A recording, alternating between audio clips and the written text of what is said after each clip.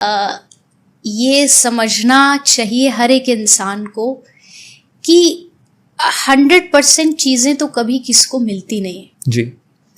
कभी कभी कुछ चीज़ों को मुस्कुरा के छोड़ देना चाहिए। अगर आप इस चीज़ के लिए अपने मन को तैयार कर लेते हो कि नहीं कुछ चीज़ें छूटेंगी ही, तो आप सामने से परिस्थितियां कुछ गलत आई, सिचुएशन कुछ गलत आई, तो भी उनसे लड़ने के लिए आप तैयार हो जाते हो जी। जीवन में जब आप एक सेटिस्फेक्शन एक ऐसा शब्द है जो आपके जीवन को खुशियों से भर देता है जी। क्योंकि आप कहीं भी रहो आपको पता है कि जो है वो लाखों से बहुत अच्छा है मेरे पास जी। तब फिर कुछ परेशानियां भी आती हैं, कुछ परिस्थितियां आपके जीवन में आप जैसा चाहते हो वैसी नहीं होती है, तो आप उनको टैकल कर लेते हो, आप उनको हैंडल कर लेते हो जी।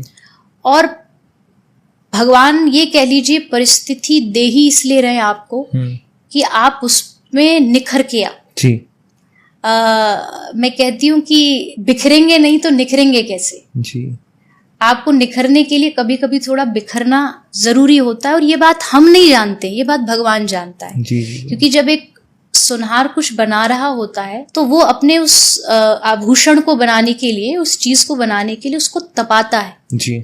उसको शेप देने के लिए उस पर खूब प्रहार करता है, प्रेशर देता है, तभी जाकर के वो चीज एक आभूषण के रूप में बनती है। तो जब जीवन में भगवान कुछ प्रेशर दे रहे हैं ना, इसका मतलब कुछ वो तैयार कर रहे हैं जी। कुछ आगे की उनकी बहुत बड़ी तैयारी है। उस तैयारी को भगवान पे भरोसा रख के जियो।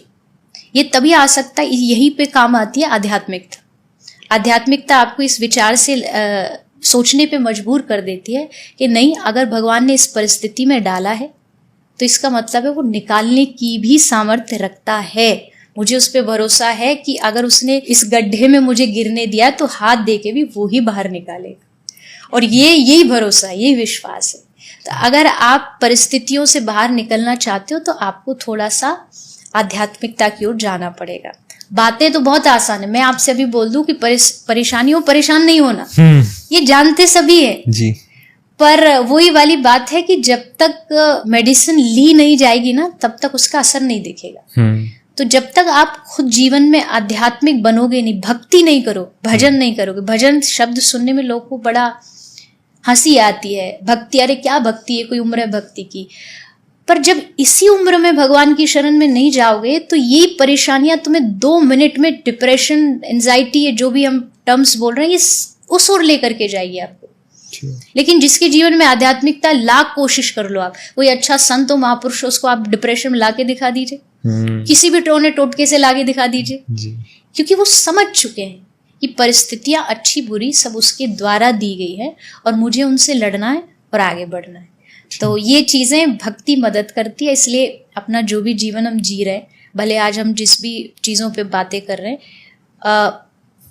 एट द एंड बात यही है कि आप हम सबको एक तो जीवन सच्चाई से जीना है, मर्यादा से जीना है और भक्ति का सहारा लेके जीना है। तो ये हमारी डोज है, ये मिलेगी तो ना हम कभी हारेंगे, ना हम कभी निराश होंगे और ना हम कभी उस डिप्रेशन वाली स्थिति में जाएंगे।